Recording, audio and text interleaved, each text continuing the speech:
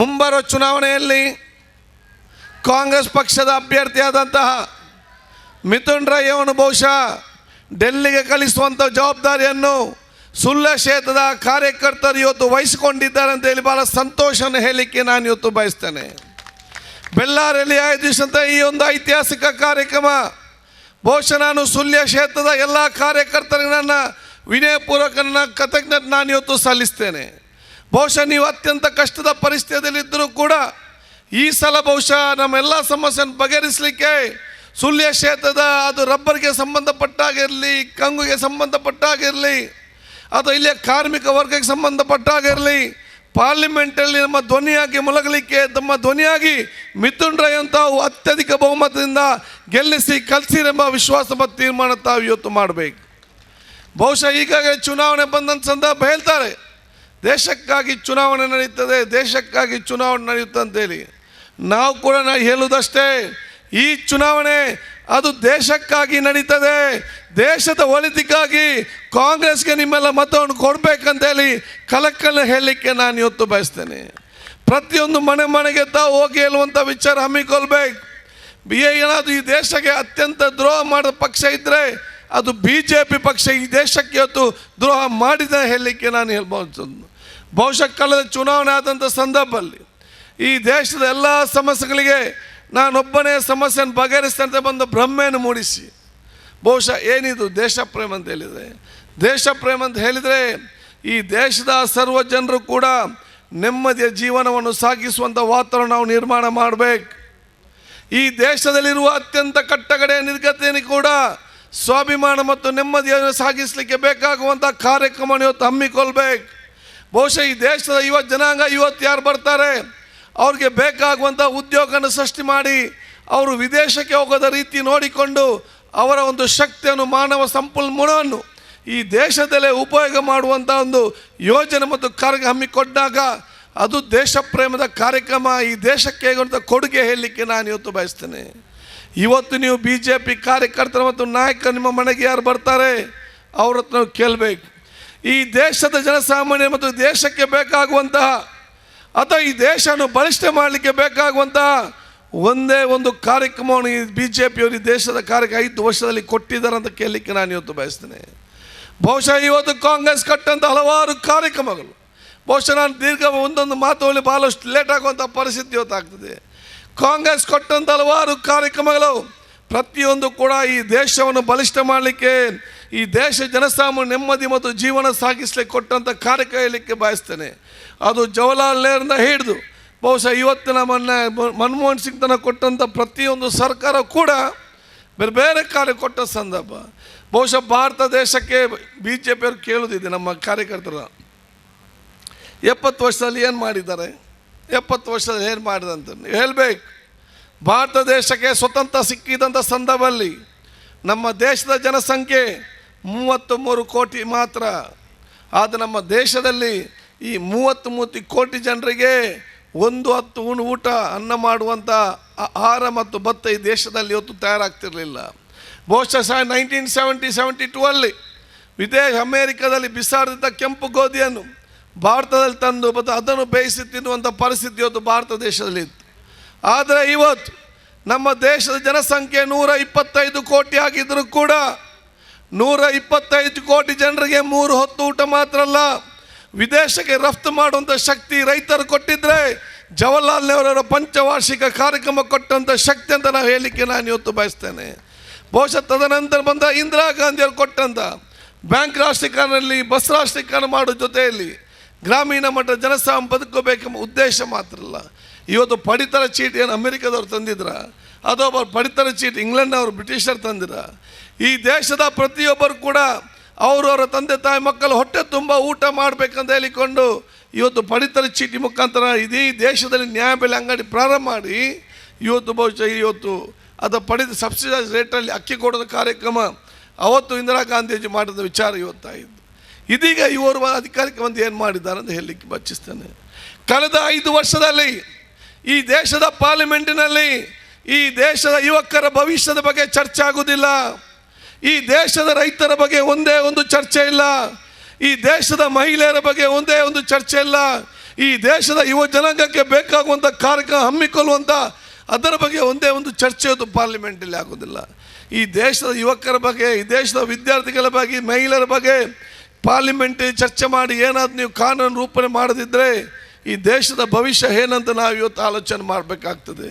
ಅದಕ್ಕಾಗಿಯೇ ಈ ಪಾರ್ಲಿಮೆಂಟ್ನ ಹಿರಿಯ ಸದಸ್ಯರು ಹೇಳಿದರು, ಅದು ಕಾಂಗ್ರೆಸ್ನ ಸದಸ್ಯರಲ್ಲ, BJP ಹಿರಿಯ LK ಅದ್ವಾನಿ ಹೇಳಿದರು, ಭವಿಷ್ಯ ದಿನಗಳಲ್ಲಿ ಭಾರತದಲ್ಲಿ ಎಮರ್ಜೆನ್ಸಿ ಬರುವಂಥ ಚಾನ್ಸ್ ಇದೆ ಅಂತ ಹೇಳಿ ಇದನ್ನೆಲ್ಲ ನೋಡಿ ಬಹುಶಃ ಅವತ್ತು ಸ್ಟೇಟ್ಮೆಂಟ್ ಕೊಟ್ಟ ಹೇಳಲಿಕ್ಕೆ ನಾನು ಇವತ್ತು ಬಯಸುವಂಥದ್ದು. ಅಧಿಕಾರಕ್ಕೆ ಬಂದ ನಂತರ ಒಂದು ಹೇಳಿದ ಮಾತನ್ನು ಮಾಡೋದು ಕೇಳಬೇಕಾಗ್ತದೆ. ಇವತ್ತು ಬಹುಶಃ ನಮ್ಮ ನಾಯಕರೆಲ್ಲ ಬಹುತ್ ಇವತ್ತು ಹೇಳಿದರು, ಅಧಿಕಾರಕ್ಕೆ ಬರುವ ಮುಂಚೆ ಬಹುಶಃ ನಾವು ಕಪ್ಪು ಹಣ ತರ್ತಂಥ ವಿಚಾರ 15 ಲಕ್ಷ ನಿಮ್ಮ ಅಕೌಂಟಿಗೆ, ಇದೆಲ್ಲ ಬಹುಶಃ ಪ್ರತಿಯೊಬ್ಬ ನಾಯಕರು ಕೂಡ ಹೇಳಿದ್ದಾರೆ. ಭಾರತ ದೇಶ ಜನ ಇವತ್ತು ಹೇಳ್ತಾ ಇದ್ದಾರೆ, ನಮಗೆ ವಿದೇಶದಲ್ಲಿರುವಂಥ ಕಪ್ಪು ನಮಗೆ ಬೇಡ ಮಾರೆ, ಅದು ವಿದೇಶದಲ್ಲಿ ಇರಲಿ, ನಮ್ಮ ಪ್ರಧಾನಮಂತ್ರಿ ವಿದೇಶದಲ್ಲಿ ಕೂತ್ಕೊಂಡಿದ್ದಾರೆ, ಇವರನ್ನೊಮ್ಮೆ ಕರ್ಕೊಂಡು ಬನ್ನಿ ಅನ್ನುವಂಥ ಪರಿಸ್ಥಿತಿಗೆ ನಾವು ಇವತ್ತು ಮುಟ್ಟುವಂಥ ವಿಚಾರ ಇವತ್ತಾಗಿದೆ. ಈ ದೇಶಕ್ಕೆ ಕೊಡುಗೆ ಏನಿತ್ತು? ಅಧಿಕಾರಕ್ಕೆ ಬರೋ ಮುಂಚೆ ನಾವೇನಾದರೂ ಅಧಿಕಾರಕ್ಕೆ ಬಂದರೆ ಪಾಕಿಸ್ತಾನ ತಕ್ಕ ಪಾಠವನ್ನು ಕಲಿಸ್ತಾ ಅಂತ ಹೇಳಿದವರು, ಅಧಿಕಾರಕ್ಕೆ ಬಂದು ಅದ ನಂತರ ತಕ್ಕ ಪಾಠ ಬಿಡಿ ನವಾಜ್ ಶರೀಫರ ಮೊಮ್ಮಗಳ ಬರ್ತ್ಡೇಗೆ ಹೋಗಿ ಚಹಾ ಕುಡಿದು ಬರುವಂಥ ಪುರ್ಸೊತ್ತು ನಮ್ಮ ಪ್ರಧಾನಮಂತ್ರಿಗಳಿದೆ. ಅದೇ ಪಾಕಿಸ್ತಾನವ್ರು ಕೊಂದ ಸೈನಿಕರ ಒಬ್ಬರ ಮನೆಗೆ ಹೋಗಿ ಹೇಳುವಂಥ ಸ್ವಂತನೇ ಹೇಳುವಂಥ ಸಮಯ ನಮ್ಮ ಪ್ರಧಾನಮಂತ್ರಿಗೆ ಸಿಕ್ಕಿದೆ ಅಂತ ನಾನು ಕೇಳಲಿಕ್ಕೆ ನಾನು ಇವತ್ತು ಬಯಸುವಂಥ ವಿಚಾರ ಇವತ್ತು ಮಾಡ್ತೇನೆ. ಪಠಾನ್ಕೋಟಲ್ಲಿ ಬಹುಶಃ ಅವತ್ತು ಬಹುಶಃ ಇವತ್ತು ಸ್ಫೋಟವಾಯಿತು. ಪಠಾನ್ಕೋಟಲ್ಲಿ ಘಟನೆ ಆದ ಸಂದರ್ಭದಲ್ಲಿ ಬಹುಶಃ ಭಾರತ ದೇಶದ ಮೂರ್ಖತನ ರಾಜತಂತ್ರಿಗೆ ಯಾವುದಂತ ಹೇಳಿದರೆ, ಪಾಕಿಸ್ತಾನದ ISI ತಂಡ ಏನಿದೆ ಅಲ್ಲ, ನಮ್ಮ ದೇಶದ ವಿರುದ್ಧ ಬೇಹುಗಾರಿಕೆ ಮಾಡುವಂಥ ಸಂಸ್ಥೆ, ಅವರನ್ನು ಪಠಾನ್ಕೋಟ್ ಕರೆಸಿ ನಮ್ಮ ಮಣ್ಣಿನಲ್ಲಿ ತನಿಖೆ ಮಾಡಿಸ್ತಾರೆ, ಹೇಗೆ ಘಟನೆ ಆಗಿದೆ ಅಂತೇಳಿ. ಯಾವ ರೀತಿಯ ಒಂದು ರಾಜತಂತ್ರಿಗೆ ಬಹುಶಃ ನಮ್ಮ ಭಾರತದ ಬೇಹುಗಾರಿಕೆ ಮಾಡೋ ಸಂಸ್ಥೆಯವರಿಗೆ ನಮ್ಮ ನೆಲದಲ್ಲಿ ಇವತ್ತು ತನಿಖೆ ಮಾಡಿಕೊಡುವಂಥ ಅವಕಾಶ ಇದ್ದರೆ ಯಾಕಾಗಿ ಆಗಿದೆ ಅಂತೇಳಿ ಬಹುಶಃ ಇವತ್ತು ಕಾರ್ಯಕರ್ತರು ಹೇಳಬೇಕಾಗ್ತದೆ. ಬಹುಶಃ ಇವತ್ತು ಮೊನ್ನೆ ಕಾಶ್ಮೀರ ನಡೆದಂಥ ಘಟನೆ, ಬಹುಶಃ ನಾವು ಈಗಾಗಲೇ ನಿನ್ನೆ ಹೇಳಿದ್ದೆ, ನಮ್ಮ ಜಿಲ್ಲೆಯಲ್ಲಿ ಒಂದು ಪಿಕಪ್ ವ್ಯಾನಲ್ಲಿ ಹೊಯ್ಗೆ ತಗೊಂಡು ಹೋಗಲಿಕ್ಕೆ ಸಾಧ್ಯ ಇಲ್ಲ, ಅದನ್ನು ಹಿಡಿಯುವಂಥ ಪರಿಸ್ಥಿತಿ ಆಗ್ತದೆ. ಇವತ್ತು ಪಾಕಿಸ್ತಾನ ಗಡುವಿನಿಂದ ಎಲ್ಲಿ ಘಟನೆ ಆಗಿದೆ ಅಲ್ಲಿ ಬರಬೇಕಾದ್ರೆ 3 ದಿವಸ ಬೇಕಾಗ್ತದೆ. ಈ 3 ದಿವಸದಲ್ಲಿ 300 kg RDX ಇಲ್ಲಿ ಅಲ್ಲಿಗೆ ಬರಬೇಕಾದ್ರೆ ಈ ದೇಶದ ಬೇಹುಗಾರಿಕೆ, ಈ ದೇಶದ ಸೆಕ್ಯೂರಿಟಿ, ಈ ದೇಶ ಇಂಟೆಲಿಜೆನ್ಸ್, ಅಲ್ಲಿ ರಾಷ್ಟ್ರಪತಿ ಆಡಿದ ರಿಸ್ಟ್ರಿಕ್ಟೆಡ್ ಏರಿಯಾದಲ್ಲಿ ಈ ರೀತಿ ಆಗಬೇಕಾದ್ರೆ ಈ ಕೇಂದ್ರದ ವೈಫಲ್ಯವಲ್ಲದೆ ಇದೇನಂತ ಬಹುಶಃ ಹೇಳಬೇಕಾಗ್ತದೆ. ಕೇಂದ್ರ ಸರ್ಕಾರದ ವೈಫಲ್ಯದಿಂದಾಗಿ ಈ ರೀತಿಯೆಲ್ಲ ಇವತ್ತು ಆಗುವಂಥ ವಿಚಾರ ಇವತ್ತು ಆಗುವಂಥದ್ದು. ಅದು ಕೂಡ ಸೈನಿಕರು ನಿಂತ ಒಂದು ಗಡಿ ಪ್ರದೇಶ ಕಲಿಸೋ ಸಂದರ್ಭದಲ್ಲಿ ಎಲ್ಲವನ್ನು ಕೂಡ ಫ್ಲೈಟಿನಲ್ಲಿ ಬಹುಶಃ ಕಲಿಸಬೇಕು. ಆ ದೇವರು 10-15 ಬಸ್ಗಳಲ್ಲಿ ಕಲಿಸಿ ಯಾವುದೇ ರೀತಿಯ ಸೆಕ್ಯೂರಿಟಿ ಜಾಗ್ರತೆ ನೋಡದೆ ಇವತ್ತು ನಮ್ಮ ದೇಶ ಆಳುವಂಥ 42 ಬಹುಶಃ ಇವತ್ತು ನಾವು ಯೋಧರನ್ನು ಕಲ್ಕೊಳ್ಳುವಂಥ ಪರಿಸ್ಥಿತಿಗೆ ನಾವು ಇವತ್ತು ಬಂದಂಥ ಸಂದರ್ಭ ಆಗಿದೆ. ಯಾಕೆ ಇವತ್ತು ಹೇಳಬೇಕಾಗ್ತದೆ, ಯಾವ ರೀತಿ ಬಂದರು, ಹೇಗೆ ಬಂದರು, ಎಲ್ಲಿಂದ ಬಂದರು, ಹೇಗೆ ಆಯ್ತಂತೇಳಿ ಬಹುಶಃ ಹೇಳುವಂಥ ಮಾತದ್ದು ಆಗಬೇಕು. ಅದನ್ನು ಹೇಳೋದು ಬಿಟ್ಟು ಅವರು BJP ರಾಜ್ಯ ಅಧ್ಯಕ್ಷ ಏನು ಹೇಳ್ತಾರೆ, ನಮಗೆ ಇದರಿಂದ ಒಂದು 22 ಸೀಟು ಬರುವಂಥ ಚಾನ್ಸ್ ಇದೆ. ಅಮಿತ್ ಶಾ ಹೇಳ್ತಾರೆ ಬಹುಶಃ ಗಲಾಟೆ ಆಗಿದೆ, ವಾತಾವರಣ ಚೆನ್ನಾಗಿದೆ, ಇದರ ಲಾಭವನ್ನು ಕೊಟ್ಕೊಳ್ಳಿ, ಬಹುಶಃ ನಮಗೆ ಚಾನ್ಸ್ ಆಗ್ಬೋದು ಅಂತ ಹೇಳುವಂಥ ವಿಚಾರ ಇವತ್ತು ಮಾಡ್ತಾ ಇದ್ದಾರೆ. ಬಹುಶಃ ಯಾವುದೇ ಒಂದೇ ಒಂದು ವಿಚಾರಕ್ಕೆ ಸಂಬಂಧಪಟ್ಟಾಗೆ ಬಹುಶಃ ಅಧಿಕಾರಕ್ಕೆ ಬಂದಾಗ ನೀತಿ ಆಯೋಗ ಮಾಡಿದರು. ನೀತಿ ಆಯೋಗದ ಅಧ್ಯಕ್ಷರು ರಾಜೀನಾಮೆ ಕೊಟ್ಟು ಹೋಗಿದ್ದಾರೆ. ಯಾಕಂತೇಳಿ ಬಹುಶಃ ಇವತ್ತು ಸ್ಪಷ್ಟನೆ ಮಾಡಬೇಕು. ರಿಸರ್ವ್ ಬ್ಯಾಂಕಿನ ಮುಖ್ಯಸ್ಥರು ರಾಜೀನಾಮೆ ಕೊಟ್ಟು ಮನೆಗೆ ಹೋಗ್ತಾರೆ. CBIನ ಮುಖ್ಯಸ್ಥರ ಮನೆಗೆ ರಾತ್ರಿ 12 ಗಂಟೆ ಫ್ಯಾಕ್ಸ್ ಬಂದು ಅವ್ರ ಮನೆಗೆ ಹೋಗುವಂಥ ವಿಚಾರ ಆಗ್ತದೆ. ಸುಪ್ರೀಂ ಕೋರ್ಟ್ನ ಜಡ್ಜ್ಗಳು ಹೊರಗೆ ಬಂದು ಹೇಳ್ತಾರೆ, ನಮಗೆ ದಮ್ಮು ಕಟ್ಟುವಂಥ ಪರಿಸ್ಥಿತಿಯಲ್ಲಿದ್ದೇವೆ, ನಮಗೆ ಇವತ್ತು ಕೋರ್ಟ್ನಲ್ಲಿ ಕೆಲಸ ಮಾಡಲಿಕ್ಕೆ ಆಗೋದಿಲ್ಲ ಅಂತೆಲ್ಲ ಒಂದು ವಿಚಾರ ಮಾಡ್ತಾರೆ. ಈ ದಮ್ಮು ಕಟ್ಟುವಂಥ ಪರಿಸ್ಥಿತಿ ನಿರ್ಮಾಣ ಮಾಡೋದು ಯಾರಂತ ಬಹುಶಃ ಇವತ್ತು ದೇಶದ ಜನತೆಗೆ ಹೇಳಬೇಕಾಗ್ತದೆ. ಬಹುಶಃ ಇವತ್ತು ರಾಫೇಲ್ ಡೀಲ್ಗೆ ಸಂಬಂಧಪಟ್ಟಾಗೆ ಸುಪ್ರೀಂ ಕೋರ್ಟ್ ತಮ್ಮ ವರದಿಯನ್ನು ಮತ್ತು ಮಾಹಿತಿಯನ್ನು ಕೇಳಿದಾಗ ಈ ದೇಶದ ಭದ್ರತೆಗೆ ಸಂಬಂಧಪಟ್ಟಾಗೆ ನಮ್ಮ ಭದ್ರತಾ ರಕ್ಷಣಾ ಸಚಿವರು ಹೇಳ್ತಾರೆ, ನಮ್ಮ ಡಾಕ್ಯುಮೆಂಟ್ ಎಲ್ಲಿಂದ ಕದ್ದುಕೊಂಡು ಹೋಗಿದ್ದಾರೆ ಅಂತ ಮಾತನ್ನು ಹೇಳಿ ಇಡೀ ವಿಶ್ವದಲ್ಲೇ ನಾವು ಇವತ್ತು ತಲೆ ತಗ್ಗಿಸುವಂಥ ಪರಿಸ್ಥಿತಿ ಆಗಿದೆ. ಈ ರೀತಿ ಬಹುಶಃ ದೇಶ ನಡೆದರೆ ಯಾವ ರೀತಿ ಇವತ್ತು ದೇಶ ನಡಲಿಕ್ಕೆ ಸಾಧ್ಯವಾಗ್ತಂತ ಆಲೋಚನೆ ಮಾಡಬೇಕು. ಅದಕ್ಕಾಗಿ ನಾನು ಪ್ರತಿಯೊಬ್ಬರ ಕಾರ್ಯಕರ್ತ ನಾವು ಹೇಳೋದಿಷ್ಟೇ, ಈ ಒಂದು ಚುನಾವಣೆ ಅದು ಭಾವನಾತ್ಮಕವಾಗಿ ಮತ ಕೊಡುವಂಥ ಚುನಾವಣೆ ಅಲ್ಲ. ಈ ಚುನಾವಣೆ ಬಹುಶಃ ಆತ್ಮಾವಲೋಕನ ಮಾಡಿಕೊಂಡು ಕೊಡುವಂಥ ಚುನಾವಣೆ. ಪ್ರತಿಯೊಂದು ಮತವನ್ನು ಕೂಡ ಆತ್ಮಾವಲೋಕನ ಮಾಡಿಕೊಳ್ಬೇಕು. ಪ್ರತಿಯೊಂದು ಮತದಿಂದ ತನ್ನ ಈ ಸಮಾಜ ಮತ್ತು ದೇಶಕ್ಕೆ ಏನು ಪ್ರಯೋಜನ ಆಗ್ತಂತೇಳಿ ತೀರ್ಮಾನ ಕೆಲಸವನ್ನು ಮತದಾರರು ಮಾಡಬೇಕು. ನೀವು ಪ್ರತಿಯೊಂದು ಮನೆ ಮನೆಗೆ ಹೋಗಿ ಈ ವಿಚಾರವನ್ನು ಮನದಟ್ಟು ಮಾಡೋ ಕೆಲಸ ಬಹುಶಃ ನಿಮ್ಮಿಂದ ಇವತ್ತು ಆಗಬೇಕಾಗ್ತದೆ. ನಮ್ಮಲ್ಲಿರುವಂಥ ಪಾರ್ಲಿಮೆಂಟ್ ಈಗಿನ ಸದಸ್ಯರು ಬಹುಶಃ ನಾವು ಇವತ್ತು ಕೇಳ್ತಾ ಇದ್ದೇವೆ, ದಕ್ಷಿಣ ಕನ್ನಡ ಜಿಲ್ಲೆಯ ಸಂಸದರು ಇವತ್ತು ಯಾರಿದ್ದಾರ ಈ ಜಿಲ್ಲೆಯಲ್ಲಿ ಸಮಸ್ಯೆಗಳು ಬಂದಾಗ ಒಂದೇ ಒಂದು ದಿವಸ ಆದರೂ ಕೂಡ ನೀವು ಜಿಲ್ಲೆಯ ಜನತೆ ಪರವಾಗಿ ಇವತ್ತು ಮಾತಾಡಿದಾರ? ಬಹುಶಃ ಈ ಜಿಲ್ಲೆಯ ಜನದ ಬಗ್ಗೆ ನೀವು ಮಾತಾಡಿದ್ದಿದ್ರೆ ಒಂದು ದಾಖಲೆಯನ್ನು ತೋರಿಸಿ. ನೀವು ಮಾತಾಡಲಿಲ್ಲ ಅಂತಿದ್ರೆ ನಿಮಗೆ ಓಟು ಕೇಳುವಂಥ ನೈತಿಕ ಹಕ್ಕು ಕೂಡ ಇಲ್ಲ, ಅವ್ರಿಗೆ ಮತ ಕೊಡುವಂಥ ಒಂದು ಕೆಲಸವನ್ನು ಕೂಡ ಯಾರು ಕೂಡ ಮಾಡಬಾರ್ದು ಅಂತ ಹೇಳಲಿಕ್ಕೆ ನಾನು ಇವತ್ತು ಬಯಸ್ತೀನಿ. ನಮ್ಮಲ್ಲಿರುವಂಥ ಏರ್ಪೋರ್ಟನ್ನು ಖಾಸಗಿ ಅದಾನಿ ಕಂಪನಿಯವರಿಗೆ ಇವತ್ತು ಕೊಡುವಂಥ ಕೆಲಸ ಮಾಡ್ತಾರೆ. ನಮ್ಮ ಲೋಕಸಭಾ ಕ್ಷೇತ್ರದ ಒಂದು ಮಾತನ್ನು ಕೂಡ ಇವತ್ತು ಆಡೋದಿಲ್ಲ. ನಮ್ಮಲ್ಲಿರುವ ವಿಜಯ ಬ್ಯಾಂಕನ್ನು ಬರೋಡಾ ಬ್ಯಾಂಕಿಗೆ ಸೇರ್ಪಡೆ ಮಾಡೋ ಕೆಲಸ ಮಾಡ್ತಾರೆ. ನಮ್ಮ ಪ್ರತಿನಿಧಿ ಒಂದೇ ಒಂದು ಮಾತು ಇವತ್ತು ಪಾರ್ಲಿಮೆಂಟಲ್ಲಿ ಇವತ್ತು ಮಾತಾಡೋದಿಲ್ಲ. NMPTಯನ್ನು ಇವತ್ತು ಖಾಸಗೀಕರಣ ಮಾಡಲಿಕ್ಕೆ ಒಂದು ಪ್ರಯತ್ನ ಪಡ್ತಾ ಇದ್ದಾರೆ. BSNL ಕಂಪನಿ ವರ್ಷ ಒಂದೇ ಒಂದು ಟವರ್ ಕೂಡ ಇವತ್ತು ಹಾಕದೆ 40,000 ಲಾಭದಲ್ಲಿದ್ದಂಥ BSNL ಇವತ್ತು ಅದರ ವೇತನ ಕೂಡ 600 ಕೆಲಸಗಾರಿಗೆ ಇನ್ನೂ ಕೂಡ 6 ತಿಂಗಳ ಸಂಬಳ ಬರಲಿಲ್ಲ. ನಮ್ಮ ಪಾರ್ಲಿಮೆಂಟ್ ಸದಸ್ಯರು ಒಂದೇ ಒಂದು ವಿಚಾರವನ್ನು ಕೂಡ ಇವತ್ತು ಮಾತಾಡುವಂಥ ಪರಿಸ್ಥಿತಿ ಇಲ್ಲ. ಪಕ್ಕದಲ್ಲಿದ್ದಂಥ CPCRI ಹೈದರಾಬಾದ್ಗೆ ತಗೊಂಡು ಹೋಗ್ತಾರೆ. ನಮ್ಮ ಸಂಸದರಲ್ಲಿ ಮಾತಾಡುವಂಥ ವಿಚಾರ ಯಾವುದರಲ್ಲಿ ಕೂಡ ಇಲ್ಲ. ಬಹುಶಃ ಇವತ್ತು ಹಲವಾರು ಬೇರೆ ಬೇರೆ ಸಮಸ್ಯೆಗಳಿದ್ದಾಗ ಈ ಜಿಲ್ಲೆಯ ಜನತೆ ಬಗ್ಗೆ ಮಾತಾಡೋದ್ರಲ್ಲಿ ಪಾರ್ಲಿಮೆಂಟಿಗಾಗಿ ಏನಾಗಿ ಹೋಗ್ಬೇಕು, ಈ ಜಿಲ್ಲೆಗೆ ಬೆಂಕಿ ಕೊಡ್ತಾನೆ ಅನ್ನೋ ಮಾತನ್ನು ಹೇಳಲಿಕ್ಕೆ ತಾವಿಲ್ಲ ಅಲ್ಲಿ ಹೋಗಬೇಕಾ? ಹಾಗೆ ಮಾತಾಡಬೇಕಾದ್ರೆ ಇಲ್ಲಿ ನಿಮಗೆ 1000 ಜನ ಸಿಕ್ಕುವಂಥ ಅವಕಾಶ ಇದೆ. ನಮ್ಮ ಮತವನ್ನು ತಗೊಂಡು ಅಲ್ಲಿ ಪಾರ್ಲಿಮೆಂಟಲ್ಲಿ ಹೋಗುವಂಥ ಅವಕಾಶ ಇಲ್ಲ ಅಂತೇಳಿ ಸುಳ್ಯದ ಜನತೆ ಇಲ್ಲಿಂದ ತಮ್ಮ ತೀರ್ಮಾನ ಕೊಡಬೇಕನ್ನು ಹೇಳಲಿಕ್ಕೆ ನಾನು ಇವತ್ತು ಬಯಸ್ತೇನೆ. ಬಹುಶಃ ಇಲ್ಲಿ ಬೇರೆ ಬೇರೆ ವಿಚಾರ ಇರ್ಬೋದು. ನಮ್ಮ ಸರ್ಕಾರ ಹಿಂದಿನ ಸರ್ಕಾರ ಸಿದ್ದರಾಮಯ್ಯನವರ ಸರ್ಕಾರ ಹಲವಾರು ಕಾರ್ಯಕ್ರಮಗಳಿಗೂ ಇಲ್ಲಿ ಕೊಡುವಂಥ ವಿಚಾರ ಆಯಿತು. ಇಲ್ಲಿ ರಮಣ ಹತ್ರ ಹೇಳಿದಾಗೆ ಅವರು ಹಲವಾರು ಸಮಸ್ಯೆಗಳ ಬಗ್ಗೆ ಅವಕಾಶ ಆಯಿತು. ಈಗಿನ ಸರ್ಕಾರ ಕುಮಾರಸ್ವಾಮಿ ಅವರ ಸರ್ಕಾರ ಹಲವಾರು ಎಲ್ಲ ಕಾರ್ಯಕ್ರಮ ಮುಂದುವರಿಸಿಕೊಂಡು ಹಲವಾರು ಯೋಜನೆ ಜನಸಾಮಾನ್ಯ ಕೊಡುವಂಥ ವಿಚಾರ ಕೊಡೆಯುತ್ತಾಗಿದೆ. ಬಹುಶಃ ಇಲ್ಲಿ KFDCL ಕಾರ್ಮಿಕ ಸಮಸ್ಯೆ ಕೂಡ ಒಂದು ಹಂತದಲ್ಲಿ ಈಗಾಗಲೇ ಬಹುಶಃ ಚೇರ್ಮನ್ ಜೊತೆ ಮಾತುಕತೆ ಆಗಿದೆ. ಅದರ ತೀರ್ಮಾನ ಮುಂದಾಗುವಂಥ ಸಂದರ್ಭ ಹೇಳಲಿಕ್ಕೆ ನಾನು ಇವತ್ತು ಬಯಸ್ತೇನೆ. ಆದರೆ ನಿಮ್ಮ ಕಷ್ಟ ಬಂದಾಗ ಕೇಳಲಿಕ್ಕೆ ಕಾಂಗ್ರೆಸ್ನ ಕಾರ್ಯಕರ್ತರು ಕಾಂಗ್ರೆಸ್ನ ನಾಯಕರಿದ್ದಾರೆ. BJP ಯಾರಾದರೂ ಒಬ್ಬರು ನಿಮ್ಮ ಹತ್ರ ಬಂದಿದ್ದಾರ? ಒಬ್ಬ ಕಾರ್ಯಕರ್ತರು ನಿಮ್ಮ ಕಷ್ಟ ಇವತ್ತು ಕೇಳಿದಾರ? ಅಥವಾ ನಿಮ್ಮ ಕಷ್ಟ ಕಾರ್ಯಕರ್ತರು ಬೇರೆಯವ್ರಿಗೆ ಹೇಳುವಂಥ ಮನೋಭಾವವನ್ನು ಹಮ್ಮಿಕೊಂಡಿದ್ದಾರೆ? ಅದಕ್ಕಾಗಿ ಜನಸಾಮಾನ್ಯ ಕಷ್ಟ ಬಂದಾಗ ಅದು ಕಾಂಗ್ರೆಸ್ನ ಕಾರ್ಯಕರ್ತ ಮತ್ತು ನಾಯಕರಲ್ಲದೆ ಬೇರೆ ಯಾರು ಕೂಡ ಸಿಕ್ಕುವುದಿಲ್ಲ ಅಂತ ಹೇಳಲಿಕ್ಕೆ ನಾನು ಅವಕಾಶ ಮಾಡುವಂಥದ್ದು. ಅದಕ್ಕೆ ತಾವೆಲ್ಲರೂ ಕೂಡ ಎಲ್ಲರೂ ಇವತ್ತು ಒಗ್ಗಟ್ಟಾಗಿದ್ದುಕೊಂಡು ಇವತ್ತೆಲ್ಲ ಒಗ್ಗಟ್ಟಾಗಿದ್ದುಕೊಂಡು ಪ್ರತಿಯೊಂದು ಬೂತ್ ಮಟ್ಟದಲ್ಲಿಯೂ ಕೂಡ ಮನೆ ಮನೆಗೆ ಹೋಗಿ ಬಹುಶಃ ತಾವು ಪ್ರತಿಯೊಂದು ಮನೆಯವರು ಕೂಡ ವಿಚಾರ ಹೇಳಿ ಅವ್ರ ಬಹುಶಃ ಕಾಂಗ್ರೆಸ್ ಪಕ್ಷದ ಪರವಾಗಿ ತಮ್ಮ ಮತವನ್ನು ಹಚ್ಚುವ ಮೂಲಕ ಇಡೀ ದೇಶಕ್ಕೆ ತೋರಿಸ್ಬೇಕು, ಸುಳ್ಯದಲ್ಲಿ ಕಾಂಗ್ರೆಸ್ ಬಲಿಷ್ಠವಾಗಿದೆ, ಸುಳ್ಯದಲ್ಲಿ ಕಾಂಗ್ರೆಸ್ ಲೀಡ್ ಕೊಟ್ಟಿದ್ದ ಸಂದೇಶಕ್ಕೆ ಇವತ್ತಿನ ತಮ್ಮೆಲ್ಲ ಕೆಲಸ ತಾವು ಪ್ರಾರಂಭ ಮಾಡಬೇಕಾಗ್ತದೆ. ನನಗೆ ವಿಶ್ವಾಸ ಇದೆ, ಸುಳ್ಯದ ಎಲ್ಲ ನಾಯಕರು ಒಂದಾದರೆ ಇದು ನಮಗೆ ಖಂಡಿತವಾಗಿ ಇದು ಸಾಧ್ಯವಾಗ್ತದೆ. ತಾವು ವಿಶ್ವಾಸ ಮಾಡ್ತೀರ ಎಂಬ ವಿಶ್ವಾಸ ನನಗಿದೆ. ಆದ ಕಾರಣ ತಾವೆಲ್ಲ ನಾಯಕರು ಇವತ್ತು ಯಾರಿದ್ದೀರಾ, ನಿಮ್ಮ ಸ್ವಂತ ತಮ್ಮ ನಿಂತಿದ್ದಾನೆ, ನಿಮ್ಮ ಸ್ವಂತ ಮಗ ನಿಂತಿದ್ದಾನೆ, ನೀವೇ ಚುನಾವಣೆ ನಿಂತಂಥ ರೀತಿಯಲ್ಲಿ ಕೆಲಸ ಹಮ್ಮಿಕೊಳ್ಬೇಕಂತೇಳಿ ಎಲ್ಲ ಕಾರ್ಯಕರ್ತರದ್ದು ಕೂಡ ನಾಯಕರ ಕೂಡ ನಾವು ಕೈ ಮುಗಿದು ನಾವು ಇವತ್ತು ಬೇಡಿಕೆ ನಾವು ಇವತ್ತು ಇಚ್ಛಿಸ್ತೇವೆ. ಯಾಕೆಂತ ಹೇಳಿದರೆ ಇವತ್ತು ಮಂಗಳೂರಿನಲ್ಲಿ ಉತ್ತಮವಾದ ವಾತಾವರಣ, ಇವತ್ತು ಸುರತ್ಕಲಲ್ಲಿ ಉತ್ತಮವಾದ ವಾತಾವರಣ, ಉಳ್ಳಾಳದಲ್ಲಿ ಉತ್ತಮವಾದ ವಾತಾವರಣ, ಬಂಟ್ವಾಳದಲ್ಲಿ, ಬೆಳ್ತಂಗಡಿಯಲ್ಲಿ, ನಿನ್ನೆ ಪುತ್ತೂರಿನಲ್ಲಿ ಐತಿಹಾಸಿಕವಾದ ಕಾರ್ಯಕ್ರಮಗಳು, ಇಲ್ಲಿ ಎಲ್ಲ ಕೂಡ ಉತ್ತಮವಾಗಿದ್ದುಕೊಂಡು ಏನಾದರೂ ಸ್ವಲ್ಪ ಮಟ್ಟಿನ ಎಡವಟ್ಟು ಇಲ್ಲಿ ಆದರೆ ಬಹುಶಃ ಮತ್ತೆ ನಮಗೆ ಭವಿಷ್ಯದಿಂದ ಭಾಳಷ್ಟು ಏಟು ಹಾಕುವಂಥ ವಿಚಾರ ಇವತ್ತಾಗ್ತದೆ. ಆದ ಕಾರಣ ಭಾಳಷ್ಟು ಆಸಕ್ತಿ ಮತ್ತು ಹುಮ್ಮಸ್ಸಿನಿಂದ ತಾವೆಲ್ಲ ನಾಯಕರು ಮತ್ತು ಕಾರ್ಯಕರ್ತರು ಪ್ರತಿಯೊಂದು ವಾರ್ಡನ್ನು ಇವತ್ತು ಬೂತನ್ನು ತೆಕ್ಕೊಂಡು ತಾವು ಮುಂದೆ ನಿಂತು ತಾವು ಮತವನ್ನು ಪರಿವರ್ತನೆ ಮಾಡಲಿಕ್ಕೆ ತಮ್ಮೆಲ್ಲ ಇವತ್ತು ವಿಶೇಷ ಜವಾಬ್ದಾರಿ ಹಮ್ಮಿಕೊಳ್ಬೇಕಾ ಹೇಳಲಿಕ್ಕೆ ನಾನು ಇವತ್ತು ಬಯಸ್ತೇನೆ. ಪ್ರತಿಯೊಂದು ನಾಯಕರು ಮನೆ ಮನೆಗೆ ಹೋದಾಗ ಕಾರ್ಯಕರ್ತರು ಕೂಡ ನಿಮ್ಮ ಹಿಂದೆ ಮನೆ ಮನೆಗೆ ಬರ್ತಾರೆ. ಮನ ಪರಿವರ್ತನೆ ಖಂಡಿತವಾಗಿ ಹಾಗೇ ಆಗ್ತದೆ ವಿಶ್ವಾಸ ಹೇಳಲಿಕ್ಕೆ ಇಚ್ಛಿಸುವಂಥದ್ದು. ಇಡೀ ಜಿಲ್ಲೆಯಲ್ಲಿ ಎಲ್ಲಿಯಾದರೂ ಅತ್ಯಂತ ಜಾಸ್ತಿ ನಾಯಕರು ಲೀಡರ್ಗಳು ಎಲ್ಲಿದ್ದಾರೆ ಅಂತ ಹೇಳಿದರೆ ಅದು ಸುಳ್ಯದಲ್ಲಿದ್ದಾರೆ ಹೇಳಲಿಕ್ಕೆ ನಾನು ಇವತ್ತು ಬಯಸ್ತೇನೆ. ಬೇರೆ ಎಲ್ಲಿಯೂ ಅಷ್ಟು ಲೀಡರ್ಗಳು ಇಲ್ಲ, ನಿಮ್ಮ ಸುಳ್ಯದಲ್ಲೇ ಲೀಡರ್ಗಳು ಇವತ್ತು ಜಾಸ್ತಿ. ಕಡಿಮೆ ಮತ ಎಲ್ಲಿ ಅಂತ ಹೇಳಿದರೆ ಸುಳ್ಯದಲ್ಲೇ ಕಡಿಮೆ ಮತಗಳು. ಅದು ಈ ಸಲ ಬದಲಾವಣೆ ಆಗಬೇಕು. ಎಲ್ಲಿ ಇವತ್ತು ಹೈಯೆಸ್ಟ್ ಇವತ್ತು ನಾಯಕರು ತಾವೆಲ್ಲಿದ್ದೀರಾ ಅಲ್ಲೇ ನಾವು ಹೈಯೆಸ್ಟ್ ಲೀಡನ್ನು ತೋರಿಸ್ತೇವೆ ಅಂದಲ್ಲಿ ನೀವೆಲ್ಲ ಒಗ್ಗಟ್ಟಿನ ತೋರಿಸಿಕೊಳ್ಳುವಂಥ ಕೆಲಸ ಇವತ್ತು ಮಾಡಬೇಕಾಗ್ತದೆ.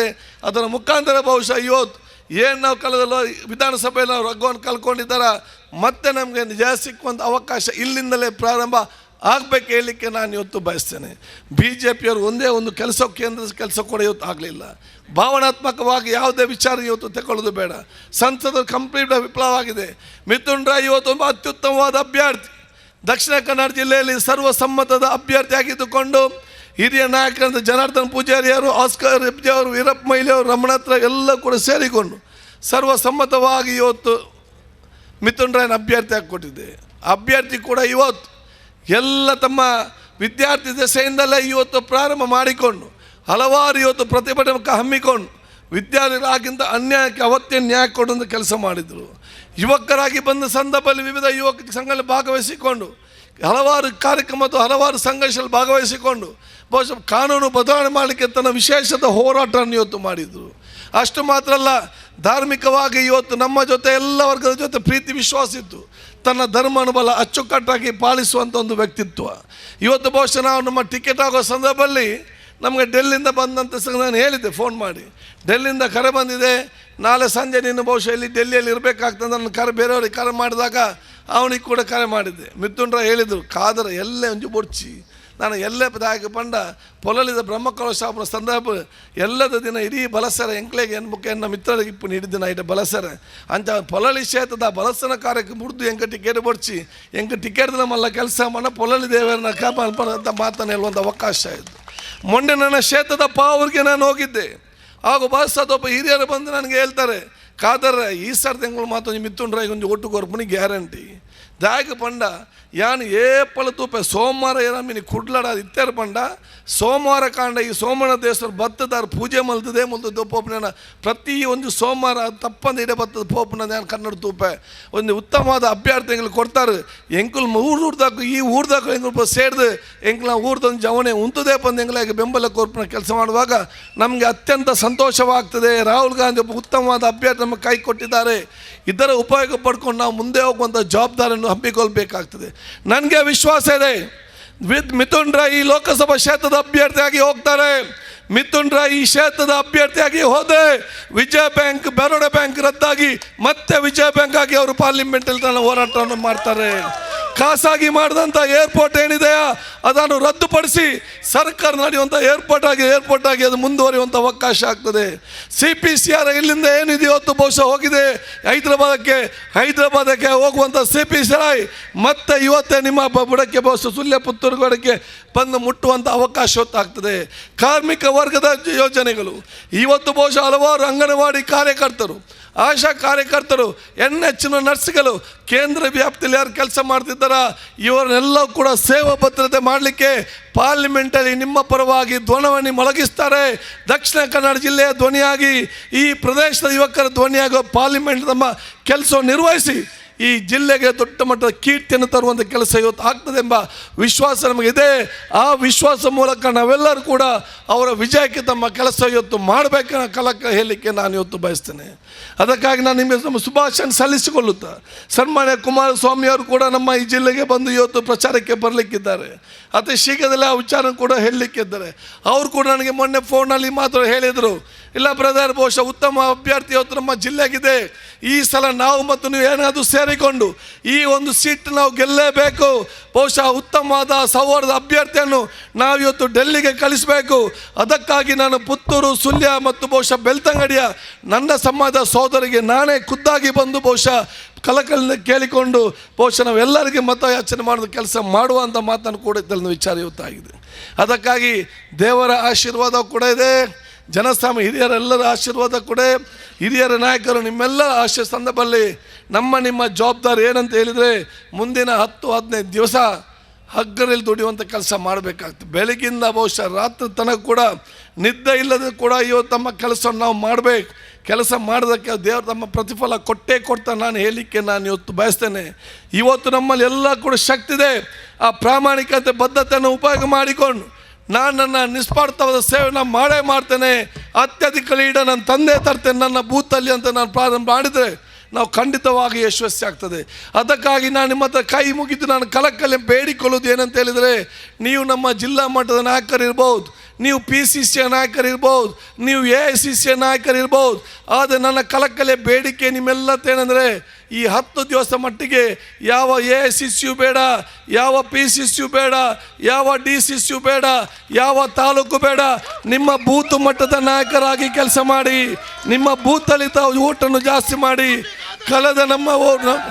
ಕಳೆದ ನಮ್ಮ ರಘುವರ ಓಟಿನಲ್ಲಿ MLA ಓಟಿನಲ್ಲಿ ನಿಮಗೆ ಪಟ್ಟಿದೆ, ಇಷ್ಟು ಓಟು ಸಿಕ್ಕಿದೆ. ದಯವಿಟ್ಟು ನೀವು ನಾಯಕರಾಗುವವರು ಎಲ್ಲರೂ ಕೂಡ ಅದಕ್ಕಿಂತ ಡಬಲ್ ಓಟು ಜಾಸ್ತಿ ಮಾಡಲಿಕ್ಕೆ ಪ್ರಯತ್ನ ಮಾಡಿಕೊಂಡು ನಾಡಿದ್ದು ನಾವು ಡೆಲ್ಲಿಗೆ ಮತ್ತು ನೀವು ಬ್ಯಾಂಗ್ಳೂರಿಗೆ ಹೋದಾಗ ಧೈರ್ಯವಾಗಿ ತೋರಿಸಿ, ನನ್ನ ಬೂತಿನಲ್ಲಿ MLA ಒಟ್ಟಿಗೆ ಇಷ್ಟು ಬಿದ್ದಿದೆ, ಈ ಸಲ ನಾನು ಕೆಲಸ ಮಾಡಿ ಇಷ್ಟು ಅದನ್ನು ತ್ರಿಬಲ್ ಮಾಡಿ ಹೇಳಿದಾಗ ನಿಮಗೆ ಸಂಪೂರ್ಣವಾದ ಗೌರವ ಅಲ್ಲಿ ಕೊಡ್ತಾರೆ ಹೊರತು ಯಾವ ನಾಯಕರಿಂದ ಹೋದರೆ ನಿಮಗೆ ಗೌರವ ಎಲ್ಲಿಯೂ ಕೂಡ ಸಿಕ್ಕಲಿಕ್ಕೆ ಸಾಧ್ಯ ಇಲ್ಲ. ನಾಯಕರಿಂದ ಸುತ್ತೋದನ್ನು ಬಿಟ್ಟು ನಿಮ್ಮ ಬೂತ್ನ ಕಾರ್ಯಕರ್ತರ ಮಧ್ಯೆ ಸುತ್ತಿ ನೀವು ಅತ್ಯಂತ ದೊಡ್ಡ ನಾಯಕರಾಗ್ತೀರೆಂಬ ವಿಶ್ವಾಸ ನಾನು ಇರ್ತಂತ ಅಂತ ಹೇಳಿಕೊಳ್ತಾ ನಿಮಗೆಲ್ಲರಿಗೂ ವಿಶೇಷವಾದ ಅಭಿನಂದನೆ ಶುಭಾಶಯ ನಾನು ಸಲ್ಲಿಸಿಕೊಂಡು ಬಹುಶಃ ನಾವೆಲ್ಲರೂ ಒಗ್ಗಟ್ಟಿನಿಂದ ತಮ್ಮ ಕೆಲಸ ಮಾಡಲಿಕ್ಕೆ ಮುಂದಾಗುವಂತ ನಾನು ಹೇಳಿಕೊಳ್ತಾ ನನ್ನ ಮಾತು ಮುಗಿಸ್ತೀನಿ. ಜೈ ಹಿಂದ್, ಜೈ ಕರ್ನಾಟಕ.